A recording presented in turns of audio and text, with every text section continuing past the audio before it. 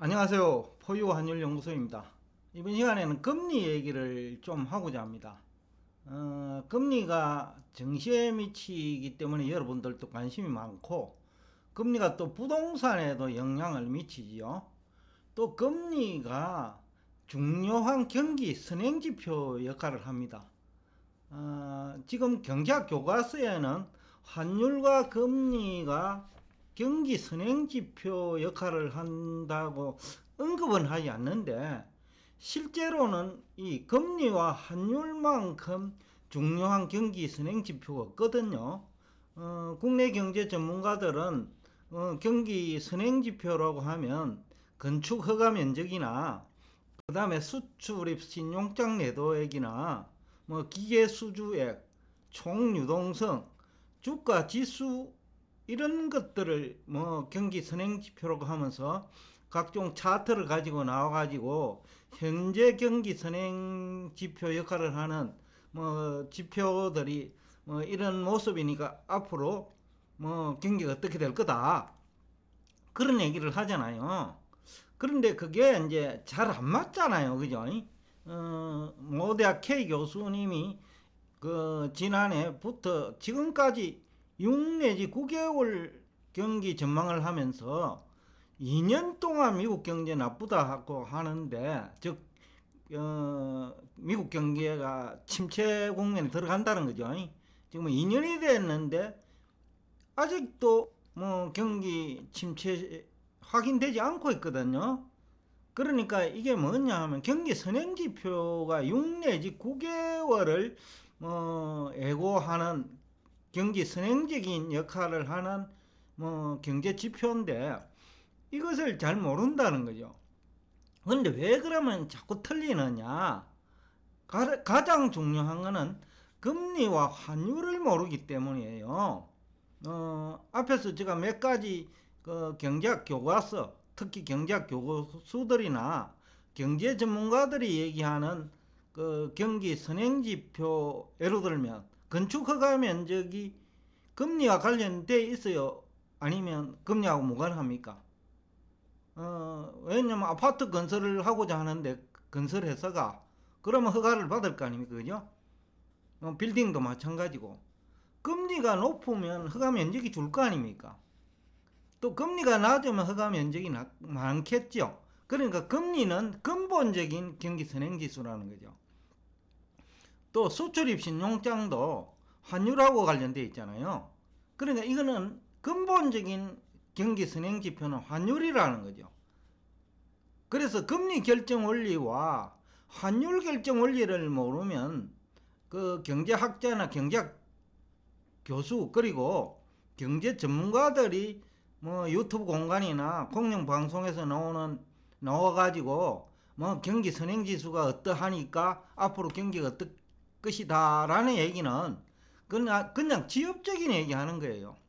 근본적인 거는 향후 금리가 어떻게 될 것이냐, 환율이 어떻게 될 것이냐, 그리고 환율과 금리는 그 화폐와 관련되어 있고, 환율 전망에 실패하면 금리 전망이 안 된다는 거거든요. 그러니까 건축 허가 면적이 어떻게 될지 모른다는 거죠. 결국 근본적인 그 경기 선행 지표가 금리이면서 환율이다.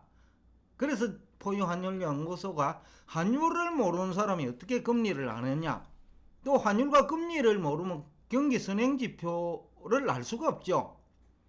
그리고 언제든지 그 건축 허가 면적은 금리에 따라서 바뀔 수 있죠. 그 다음에 수출입 신용장 내도액도 환율 수준에 따라서, 금리 수준에 따라서 달라질 수 있죠. 그러니까 경기 선행지수가 달라질 수 있다는 거죠. 금리와 환율 등락에 따라서.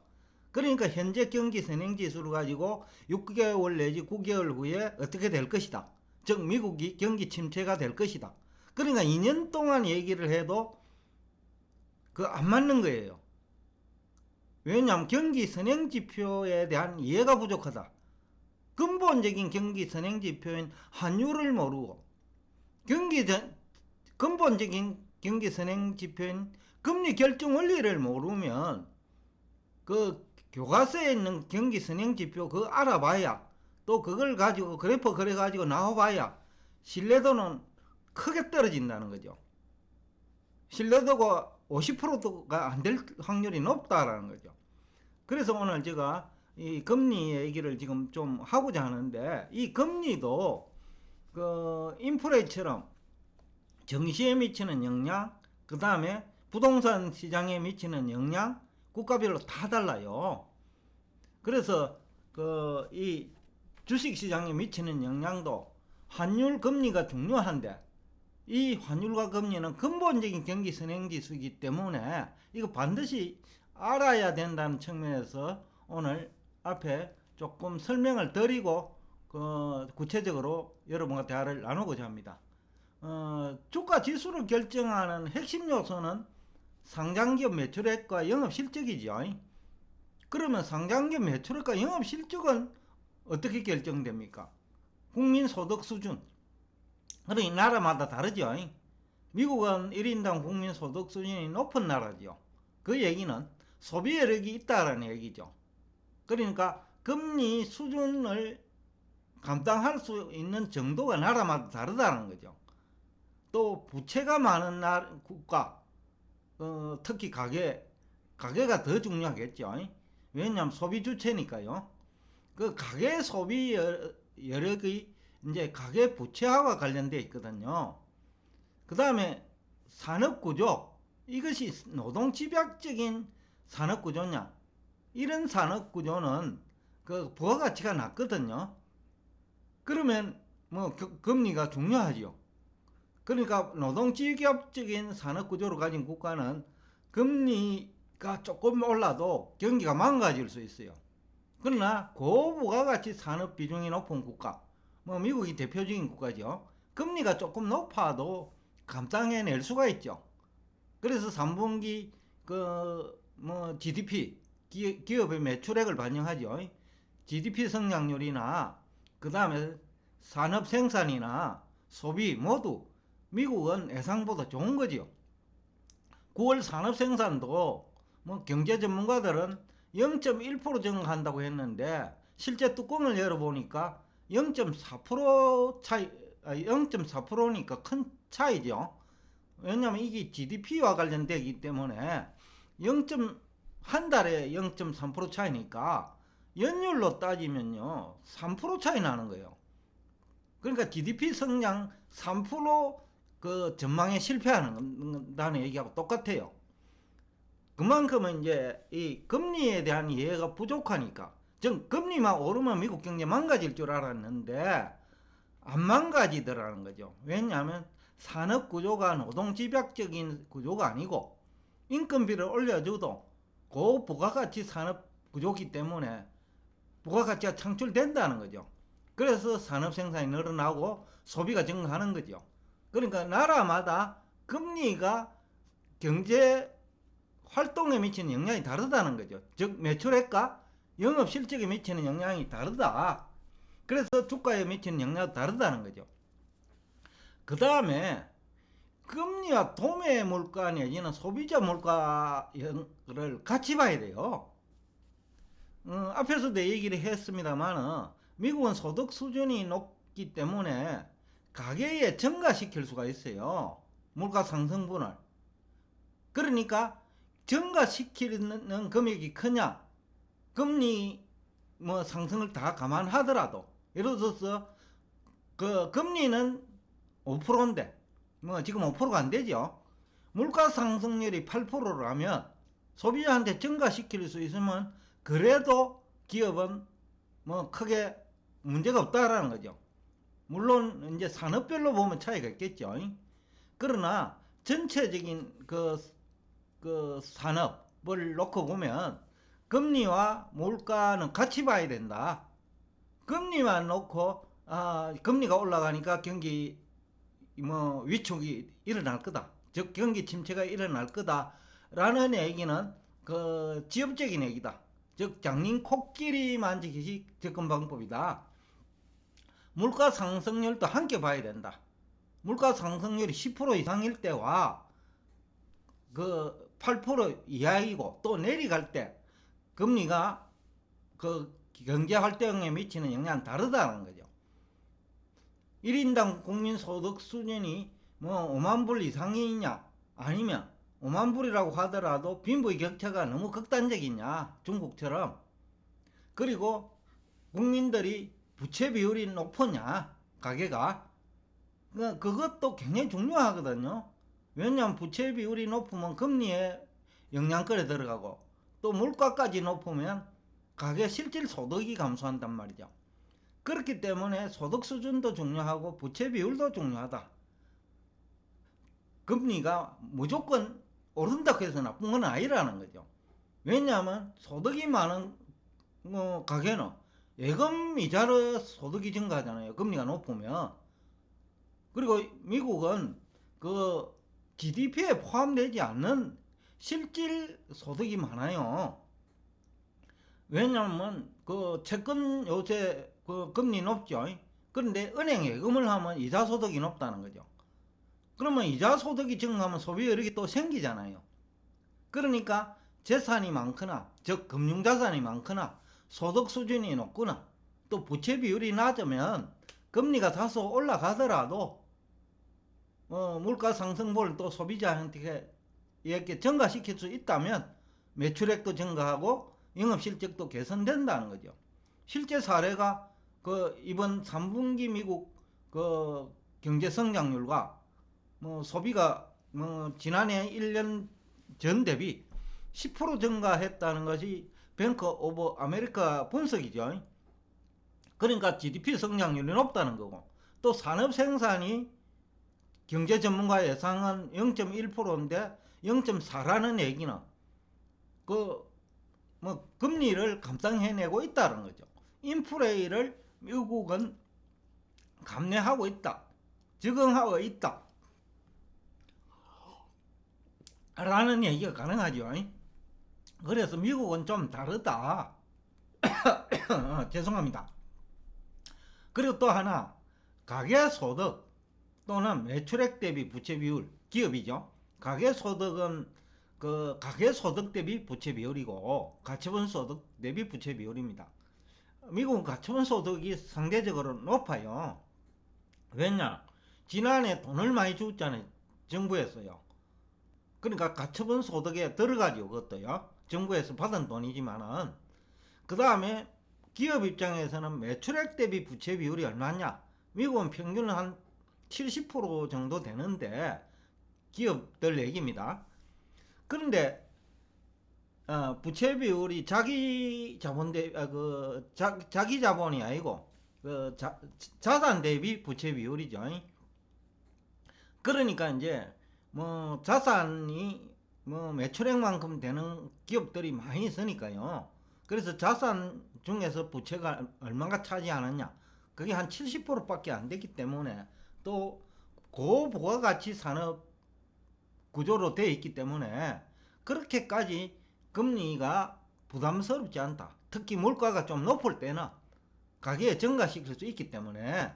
그래서 3분기 산업생산도 경제 전문가 예상보다 크게 높고, 아까 0.3% 차이지만은 경제 성장률 0.3%고 한 달 개념이니까 1년으로 확대하면 연 3 내지 4% 성장률 차이라는 거죠. 그러니까 경제 전문가들은 그 성장률을 3% 낮게 봤는데 실제로는 3%는 없더라는 얘기하고 똑같은 거예요. 선진국 경제 성장률이 3%는 엄청나거든요. 근데 경제 전문가들이 산업 생산을 0.1% 증가로 봤는데 실제로는 0.4라는 거죠. 그러니까 경제 전문가들이 그 경제 성장률 전망 능력이 전혀 없다, 그런 얘기도 되겠죠. 그러니까 인플레이가 미국 경제에 어떻게 적용되는지 이해하지 못하고 있다는 얘기도 되고, 또 금리 상승, 기준금리 인상이 미국 경제에 미치는 영향을 너무 가대평가하고 있다, 실질적으로는 아닌데, 그런 얘기도 가능하겠죠. 그래서 이제 미국은 우량기업이 이제 많고, 그 다음에 그 영업이익률이 높다, 부가가치 산업구조다라는 거죠. 고부가가치 산업구조다. 그래서 영업이익률이 높다. 그렇기 때문에 그 큰 문제가 되지 않는다라는 거죠. 지금과 같은 금리 수준이라면. 그 다음에 또 하나는 뱅크 오브 아메리카 그 사례에서 확인이 됐는데, 금리가 상승하는 국면에서 채권 투자 수익률이 상당히 높더라는 거죠. 그만큼 이제 채권 시장 대응 능력이 있다. 즉 환율이 올라간다고 무조건 나쁜 거 아니잖아요. 왜냐하면 여유 자금을 가지고 환율 상승에 대비를 했다면 환차익이 더 크거든요. 금리는 예를 들어서 2%밖에 안 올랐는데 환율은 연간 20% 올랐다. 그러면 18% 이익이죠. 즉 대응 능력이라는 거죠. 금리도 똑같다.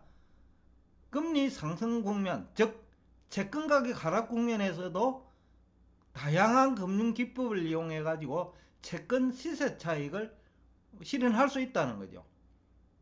그러니까 장기채 비중을 줄이고 단기채도 그 6개월 이하를 가지고 만기까지 기다리면 문제 없거든요. 금리 올라가더라도.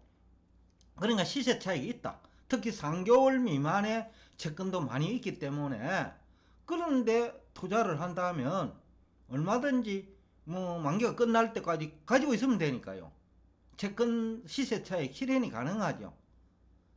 그리고 또 장기 채권도 선물을 이용해 가지고 이원 관리가 가능하거든요. 그러니까 그 대응 능력이 굉장히 중요한데, 우리나라 같은 경우에는 대응이 안 되죠. 금리도 환율도 대응이 안 되고, 뭐 그 다음에 물가 상승에도 대응이 안 되고, 그것이 이제 앞에서도 얘기했지만 금리가 경기 선행지수인데, 그러다 보니까 부동산 시장을 지난해 굉장히 좋게 봐는 이유도 금리에 대한 이해가 부족한 거죠. 제가 8.15 방송 출연하면서 그런 얘기를 한 기억이 나네요.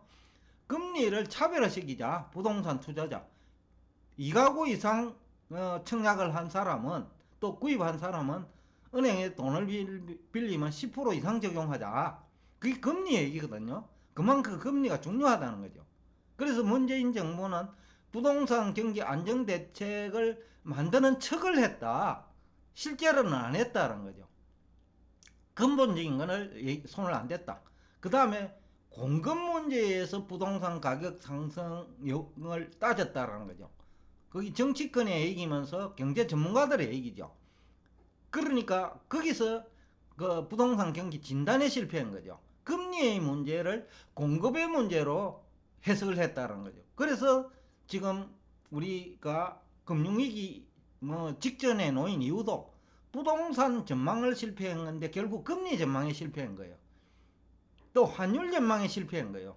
그래서 우리가 위기가 그 임박한 그 위기가 목적까지 와가 있다.